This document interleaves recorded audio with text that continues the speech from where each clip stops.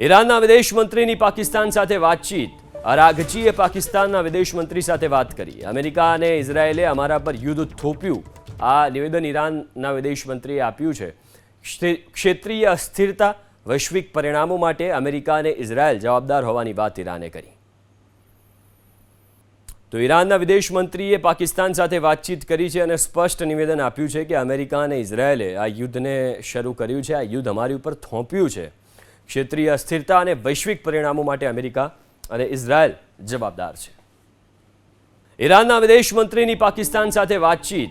અરાઘચીએ પાકિસ્તાનના વિદેશ મંત્રી સાથે વાત કરી. અમેરિકા અને ઇઝરાયેલે અમારા પર યુદ્ધ થોપ્યું.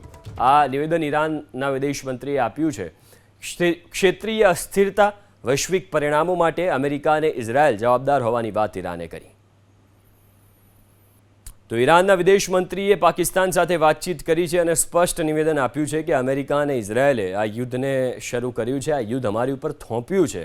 ક્ષેત્રીય અસ્થિરતા અને વૈશ્વિક પરિણામો માટે અમેરિકા અને ઇઝરાયેલ જવાબદાર છે.